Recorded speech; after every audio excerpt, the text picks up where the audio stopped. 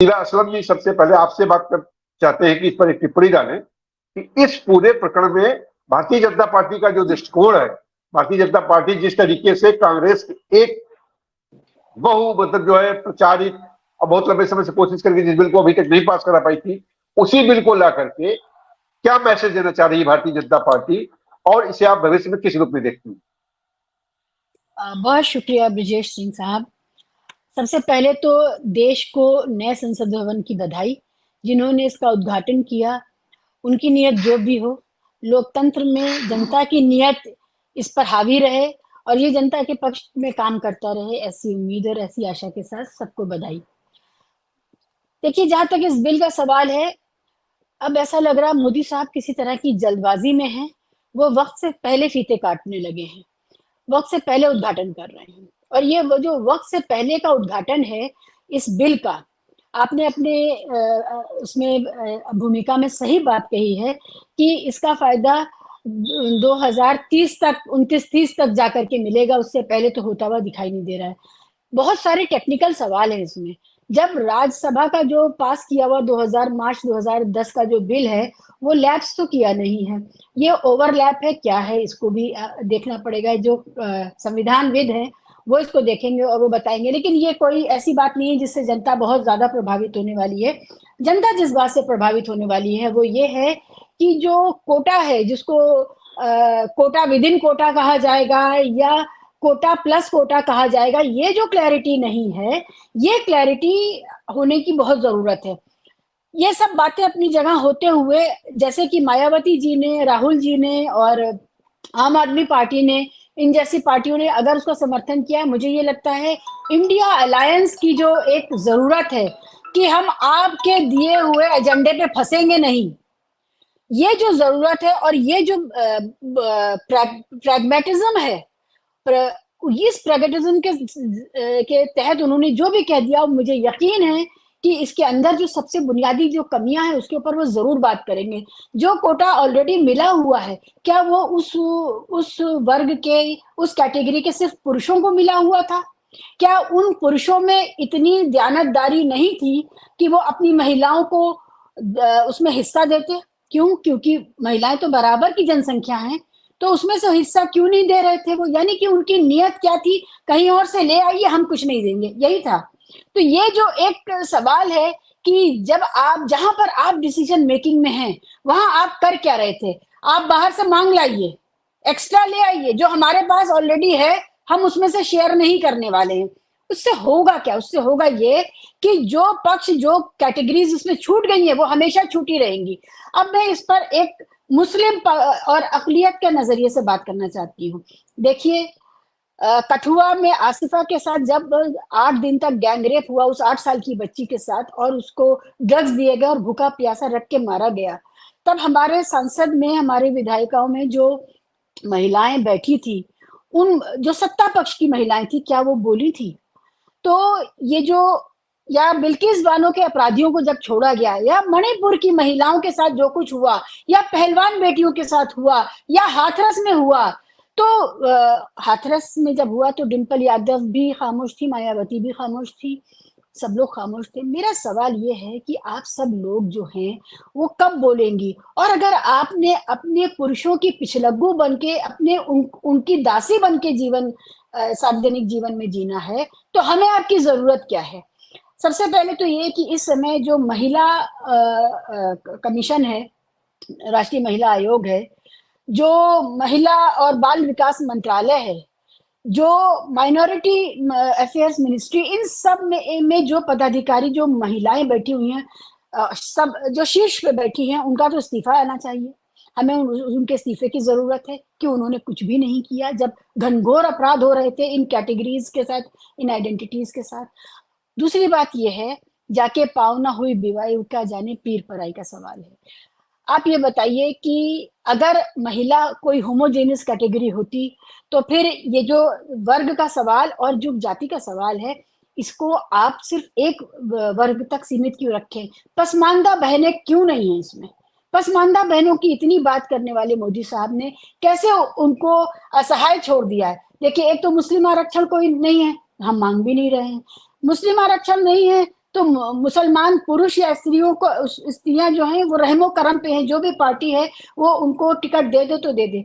लेकिन महिलाओं के इस आरक्षण में तो आप पसमानदा महिलाओं को, पसमानदा बहनों को आप शामिल कर लेते, और वो जाति का आधार था जो ऑलरेडी आधार है हमारे पास, जो तयशुदा आधार है। मुझे ये कई स्तर पे परेशानी वाला लगता है, लेकिन सबसे ज्यादा परेशानी मुझे इसमें लगती है कि गैरीमैंडिंग, जो अंग्रेजी के का एक शब्द है जो पॉलिटिकल साइंस के स्टूडेंट्स हमें जानते हैं, डिलिमिटेशन को किस तरह सरकार या सत्ता पक्ष गैरीमैंडिंग के जरिए इस तरह से परिसीमन करेगा कि डेमोग्राफिक एडवांटेज उसको मिले, और हर जगह नए सिरे से जब बंदी होगी, सीमा बंदी होगी उसकी सीटों की, तो डेमोग्राफिक एडवांटेज लेते हुए उनको फायदा पहुंचेगा।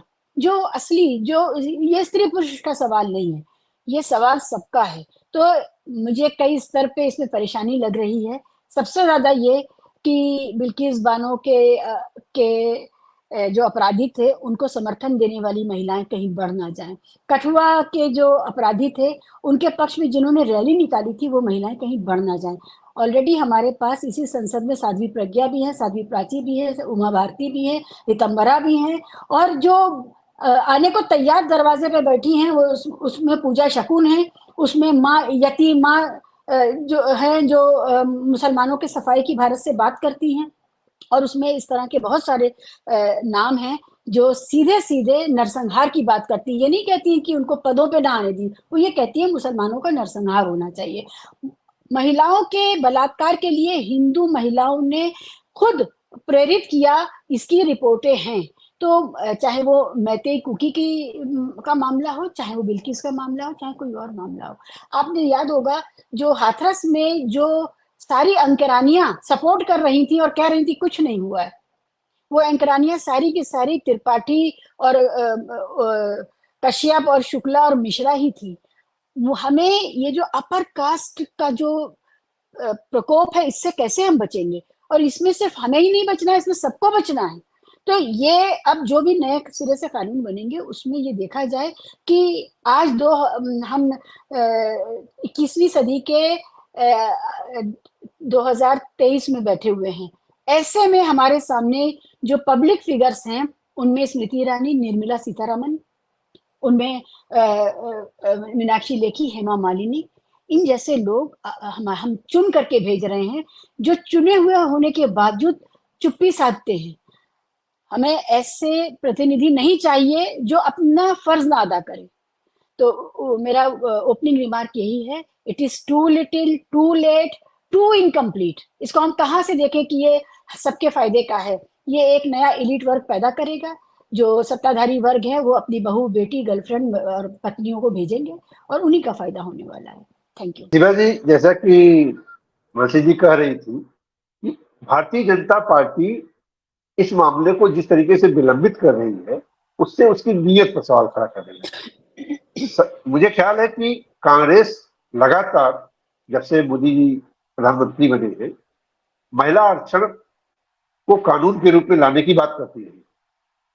राहुल गांधी ने 16 जुलाई 2018 में प्रधानमंत्री को एक चिट्ठी लिखी थी और कहा था कि हम बिना शर्त आपको समर्थन देने के लिए तैयार हैं, आप संसद में महिला बिल लाइए। उस पर प्रतिक्रिया तक नहीं दी भारतीय जनता पार्टी के किसी नेता ने। अचानक अभी पिछले सत्र में भी जो शीतकालीन जो अभी पिछला सत्र बीता है, उसमें भी महिला बिल के बारे में कोई जिक्र नहीं हुआ, कोई बात नहीं। अचानक ऐसा क्या ट्रिगर किया भारतीय जनता पार्टी को कि वह संसद में सीधे बिल ले आए और उसके लिए इंतजार भी नहीं किया अगले सत्र का और विशेष सत्र बुला लिया? इसके राजनीतिक परिपेक्ष क्या है भारतीय जनता पार्टी के लिए, आप उसके बारे में थोड़ा सा लोगों। बीजेपी के लिए इसमें राजनीतिक क्या है, इससे पहले मैं इस पर आपका ध्यान चाहती हूँ, दर्शकों का ध्यान चाहती हूँ कि लगातार जो राहुल गांधी कह रहे हैं वो बार में मानना पड़ रहा है बीजेपी को और मोदी साहब को। लगातार उनकी जो दूरदर्शिता है विभिन्न मुद्दों पर, उनमें कई मामले हैं जिन्होंने पिछले दिनों में आपने देखा कि उन्होंने माना। वैसे ही जो कोविड के लिए, लॉकडाउन के लिए राहुल गांधी जो बात कह रहे थे वो सच साबित हुई, वो सब हुआ। उसके अलावा भी बहुत सारी चीजें उनकी योजनाओं को लेकर के सब है। कांग्रेस की मनरेगा को लेकर के जिस तरह खिल्ली उड़ाते थे, जीएसटी को लेकर के जिस तरह से विरोध करते थे, जो कुछ होता था, लेकिन सब कांग्रेस वाला एजेंडा लेके आए और करने लगे। तो एक तो आधार। ये है कि ओरिजिनल कुछ नहीं है इनका, सब कुछ। हाँ, आधार का कितना विरोध किया था, बिल्कुल सही याद दिलाया डॉक्टर साहब आपने। तो इनका अपने पास इनकी ओरिजिनल सोच क्या है? इनकी ओरिजिनल सोच है पेंशन खत्म करो और रेगुलर नौकरियों के बदले अग्निवीर लाओ, ये सब है। लेकिन मैं यहाँ पर मैं कांग्रेस समर्थक साउंड नहीं करना चाहती। मेरा आपने जो मेरा जो सवाल है, जो आपका, वो ज्यादा बड़ा सवाल है। देखिए, एक तो ये कि नारी पर इतना अत्याचार हुआ है पिछले 9-10 साल में कि अब नारी जो इनकी कट्टर समर्थक वोटर थी वो बनी रहे, उतना भी मुमकिन नहीं हो पाएगा। तो आपने कहा कि राजनीतिक परिप्रेक्ष्य क्या है? राजनीतिक परिप्रेक्ष्य ये है कि एक तो ये कि नारियों के विरुद्ध जो कुछ भी है, पूरी नारी विरोधी सरकार थी और हर नारी का उत्पीड़न हुआ है। ऐसा नहीं है कि सिर्फ किसी का ज्यादा हुआ है, किसी का कम हुआ है। वो जो सेंगर की पीड़ित महिला है वो मिश्रा है, ठीक है। तो कठुआ से लेकर के उन्नाव तक जब आप नजर डालते हैं तो उत्पीड़न हुआ है। अब नारी को वो दे क्या सकते हैं? तो नारी को यही दे सकते हैं कि एक तो ये कि जैसे डॉक्टर साहब ने कहा कि सर पे बिठाना। भाई, हमें बहुत एतराज है, हमें किसी भी धर्म के हों हम, हमें धर्म से आज जो स्थिति है महिलाओं की, भारत की महिलाओं की, वो धर्म से नहीं मिली। आज मैं आपसे बात करने की स्थिति में हूँ, ये मेरे धर्म की वजह से नहीं आया है, ये मुझे इस देश के संविधान से मिला है। मेरे पिताजी की पढ़ाई लिखाई की वजह से मैं पढ़ी लिखी, और मैं पढ़ी लिखी तो वो सारा श्रेय जो है मैं पंडित नेहरू को और डॉक्टर अम्बेडकर को दूंगी। तो मुझे, अगर मैं धर्म के हिसाब से चलूं तो बीजेपी खुलवा तो रही है अच्छी बहू और अच्छी गृहिणी बनने की कॉलेज और यूनिवर्सिटी। कैसे आप अपने अपना जीवन साथी चुनने का जो चुनाव है वो भी आप धर्म के हिसाब से या पितृसत्ता के हिसाब से करें। उसके लिए जो लव जिहाद के कानून है कि कहीं एससी एसटी की लड़कियां अपना जाति नाम छोड़ करके मिसेस खान मिसेस सिद्दीकी ना बन जाएं। ये तो चल ही रहा है, तो हम देख ही रहे हैं। तो सवाल ये है कि महिलाओं को पुचकारना, उनको बहलाना और ये मानना, ये एक इंसल्ट है कि हम इतने कम से मान जाएंगे, बहल जाएंगे, या हम मान लेंगे कि किसी तरह का स्त्री प्रेम जग गया है। तीसरी बात ये है कि देखिए, ये जो पूरा चुनाव का मामला है, ये लगातार पितृसत्तात्मक पार्टियां चुनाव के भरोसे या चुनाव के फ्रेमवर्क में जाना चाहती हैं। ये अपनी पार्टी के अंदर क्यों नहीं करती हैं? ये आरएसएस हो, बीजेपी हो, कांग्रेस हो, समाजवादी पार्टी, मैंने कहा आपसे, डिम्पल यादव भी चुप है, मायावती भी चुप है, क्या है ये?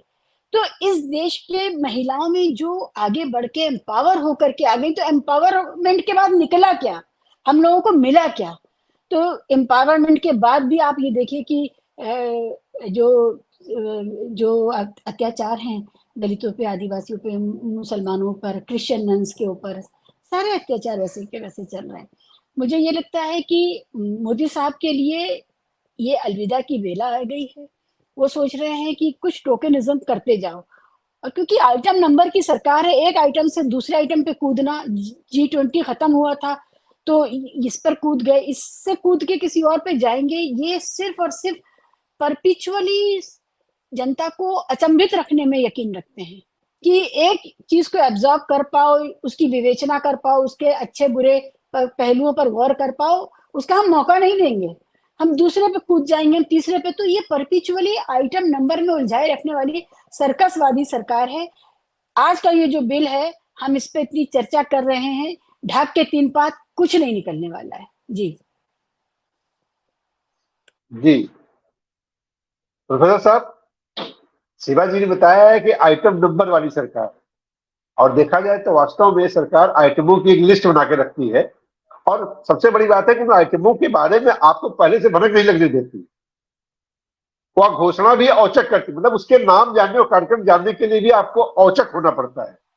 अरे देखिए, इन्होंने ड्राफ्ट बिल के ड्राफ्ट लेवल, जो ड्राफ्टिंग का जो लेवल होता है, उसमें ये लोग इस देश की जो मेधा है, इस देश की जो विदुषी महिलाओं का जो एक पूरा इतना बड़ा वर्ग है, उनको कहीं शामिल ही नहीं करते। जो स्टेक होल्डर्स हैं, जो प्रभावित होने वाले हैं, आप उनकी बात तो सुन लीजिए एक बार। आप इतना गुपचुप गोलमाल तरीके से क्यों लाते? ऐसा लगता है कि बम निकाल के फोड़ देना है किसी के सर पे। अरे भाई, देश अपना है, अपने लोग हैं, आप कुछ अच्छा कर रहे हैं, एक काम होने दीजिए ना। ये बम क्यों फोड़ते हैं जनता के सर पे?